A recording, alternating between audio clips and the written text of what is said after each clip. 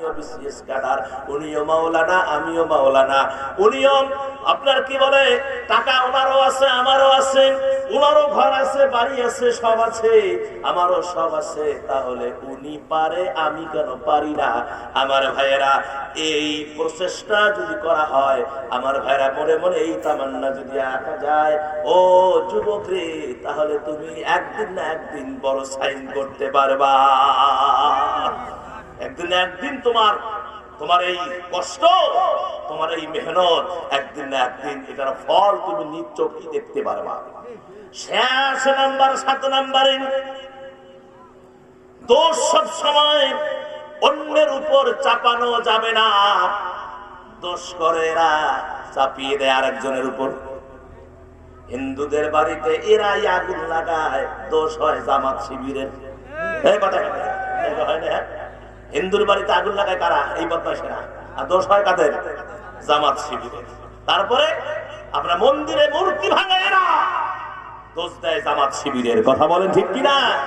যত ওয়াকাম কুকাম ফেন্সিডিল ইয়াবার ব্যবসা করে এরা, ওদের মাঝে একটা দাড়িওয়ালাকে ধরে এনে, ওদের দলের একটা দাড়িওয়ালাকে ধরে টুপি পাঞ্জাবি পরায়া দিয়া, লম্বা টুপি মাথায় দিয়া হেডলাইনে দিল জামাত শিবিরের লোক খারাপ করছে।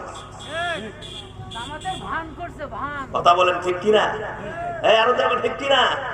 তোমাদের চালাকি মানুষ এখন বুঝতে পেরেছে, তোমাদের চালাকি মানুষ এখন বুঝতে পেরেছে।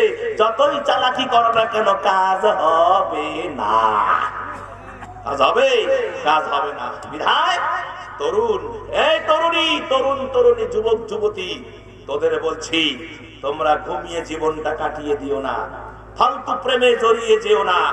সময়ের মূল্য তোমরা দিবা, সময়ের মূল্য যদি না জানো তাহলে বড় মিস করবা, বড় ভুল করবা। মা বাবাকে অবহেলা করবা না, শুধু স্বপ্ন দেখা কাজ করবা না, তা হবে না। নিজেকে ছোট মনে করবা না, দোষ সব সময় অন্যের দিকে চাপিয়ে দিবা না। যদি এগুলো করো তাহলে তরুণদের নষ্টের যে 7টি কারণ, এই 7টি কারণ আল্লাহ যেন আপনাদেরকে হেফাজত করে। আমিন কর। আবার চলে আসেন তাফসীরের ভিতরে। তাহলে কয় নাম্বার পর্যন্ত বললাম? 2 নাম্বার ধোঁকাবাজ। আল্লাহ পাক কুরআনুল কারীমের সূরা বাকারার 9 নাম্বার আয়াতের মধ্যে আল্লাহ পাক বলে দিলেন, ইউখাদিউনাল্লাহা ওয়াল্লাযীনা আমানু ওয়ামা ইয়াখদাউনা ইল্লা আনফুসাহুম ওয়ামা ইয়াশউরুন।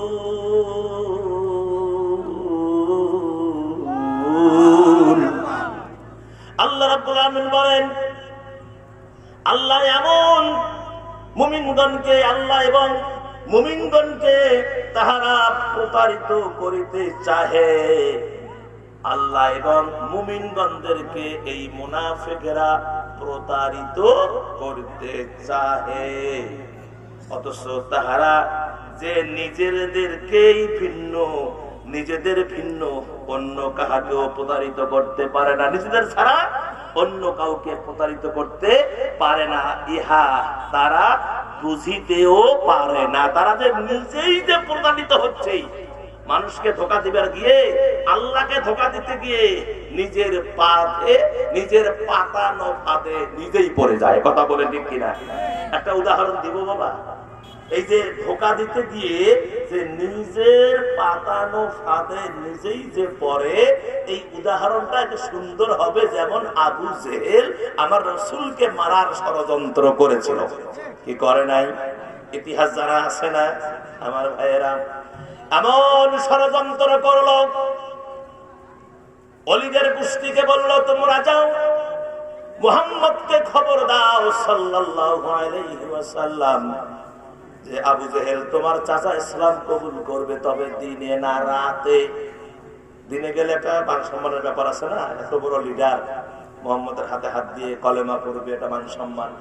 বললো যে মোহাম্মদকে দিয়ে বলো যে তোমার চাচা রাইতে ডাকছে, উনি তোমার হাতে হাত দিয়ে কলেমা পড়ে মুসলমান হবে। আল্লাহ রাসূল এই কথা শুনে যা খুশি হইলেন। যাই হোক, আবু জেহেল যদি ইসলাম কবুল করে তাহলে কাফেরের গোষ্ঠীরা সবাই ইসলামের সুশীতল ছায়াতলে পতাকার তলে আশ্রয় গ্রহণ করবে। ইসলামের একটা মহা বিজয়, বিরাট একটা বিজয় হবে। কথা বলে ঠিক কিনা? হুজুরের বুক ভরা আশা।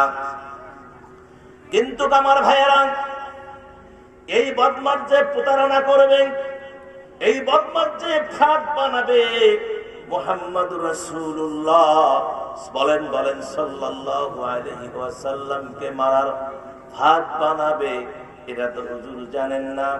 রাত্রিবেলায় তারা করলো কি, একটা রাস্তার মাঝে একটা ডিপলি গর্ত খুঁড়ে রাখলো, আর চতুর্দিক দিয়ে পাতা টাটা দিয়ে সুন্দর করে ঢেকে রাখলো। তাদের থিওরি হলো, যখন মুহাম্মদ সাল্লাল্লাহু আলাইহি ওয়াসাল্লাম এই রাস্তা দিয়ে হাঁটবে গর্তে পড়বে, আর তিনি বলে দিলেন যখন পড়বে হুড়মুড় করে যখন পড়বে, তোমরা তোমাদের হাতে যা আছে তাই দিয়ে মাশরুম করবা, বাঁচতে যেন না পারে। যতই চিল্লাক না কেন, সে যে কোনো কথা শুনবা খালি মারতেই থাকবা। মুহাম্মদের ইসলাম প্রচারের স্বাদ একবারে মিটে যাবে। আমার রাসূল তো সেটা জানে না, এখানে ফাঁদ বানাইছে। এবার হুজুর আনন্দ নিয়ে ঈশান নামাজ পড়ে আনন্দিত হয়ে বাহির হলেন। আল্লাহ কয়, জিবরাইল আর দেরি করা যাবে না, আমার বন্ধু বাহির হয়েছে, মেসেজটা দিয়ে আসো যে আবু জেহেলের বাড়ি তিনি ঠিকই যাবেন, তবে এই রাস্তায় নয়, একটু বাঁকা হয়ে অন্য রাস্তা দিয়ে যাবে। তার কারণ ওই রাস্তায় ওনাকে মারার ফাঁদ বানায়া রাখছে, কষ্ট দেওয়ার ফাঁদ বানায়া রাখছে। আমি হাবিব চাই না, আমি আল্লাহ চাই না যে আমার বন্ধুর কষ্ট পাক, বিধায় আবু জেহেলের বাড়ি যাবে এই রাস্তায় নয়, অন্য রাস্তা দিয়ে। সুবহানাল্লাহ কর। কে বললেন? জিবরাইল। জিবরাইলকে কে বলছেন? আল্লাহ। আল্লাহ জিবরাইল নবীকে খবর দেন। নবীজি এখন আস্তে আস্তে করে আসলেন, আসি ওই মেন রোড থেকে যে আরেকটা রোড গেছে না, ওই রোড দিয়ে আবু জেহেলের বাড়িতে বসে আছে। আর আবু জেহেল চিন্তা করেছে, মোহাম্মদ এখনো নাই, দেরি হয়ে যাচ্ছে, বাকি ছেলেরা সব পাথর টাথর হাতে নিয়ে বসে আছে, কখন হুড়মুড় করে অন্ধকারে পড়ে ডাক শুরু করবে। আবু জেহেল টেনশনে আর বাসে না, টাইম পার হয়, মোহাম্মদ নাই। একটা দেখবেন আপনারা, যদি খুব টেনশন ওঠে, অনেক সময় মানুষ পিছনে হাত দিয়ে হাঁটে কি হাঁটে না? এই কথা এখন হাঁটে কি হাঁটে না? আবু জেহেল পিছনে হাত দিয়ে পায়চারি করতেছেন, এদিক সেদিক যাচ্ছেন। এমন অবস্থায় ওখানে যে খাল আছে আর সে ভুলে গেছে, খালের কথা ভুলে গেছে, গর্তের কথা ভুলে গেছে। আবু জেহেল হাঁটতে হাঁটতে গর্তের কাছে গেছে, আর গর্তে যখন হুড়মুড় করে পড়ে গেছে, ওদিকে তৈরি আছে কারা? কথা হ্যাঁ, বাহিনী আছে না, যার হাতে যা ছিল মায়ের। আবু জেহেল বলে, ওই মারিস না, আমি আবু জেহেল বিষয় কথা মোহাম্মদ পুছে আবু জেহেল মারতে থাক, মারতে মধ্যে নাক মুখ ফাইটে গেছে, রক্ত ঝরতেছে। আবু জেহেল করুণ সুরে বলছে, আর মানুষ না, মরে জানু, বাতি জ্বালায়া দেখ, মোহাম্মদ পরে নাই, আমি আবু জেহেল পড়ছি। হ্যাঁ, খেলা কারে কয়, দেখ তুই আমার নবীকে মারার ষড়যন্ত্র করেছ, তোর পাতানো ফাঁদে তুই পড়ে গেছিস। কথা বলেন, আওয়ামী লীগের পাতানো ফাঁদে ওরাই পড়ে ধ্বংস হয়ে গেছে। কথা বলেন ঠিক কিনা? আর ধরে কান ঠিক কিনা?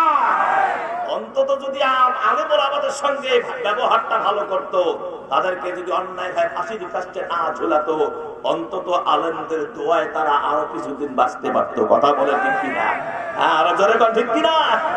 আমার সম্মানিত ভাইয়েরা, ওই একজনকে দোয়া করার জন্য নিয়ে আসছিল, হুজুর মারা গেছে, জন্ম না মৃত্যু বার্ষিকী, মাবুদ কি সুন্দর টানবো নাকি, মাবুদ শেখ মুজিবুর রহমানের পুরা ফ্যামিলিকে যারা হত্যা করেছে, মাবুদ তুমি তাদের সবাইকে জান্নাত দান করে দিও। কি দোয়া করছেন। পরে খোঁজ নিয়ে দেখলাম যে বলে পদে বাতিল করে দিছে। তার কারণ দোয়াটা তো ঠিকই করছে, তুমি যতই ভেজাল করো না কেন, আমার ভাইয়েরা সত্য কথা হুজুরদের মুখ দিয়ে বাহির হবেই। কথা হয় না কেন? আর জনগণ ঠিক ঠিক। তাহলে 3 নাম্বার কি?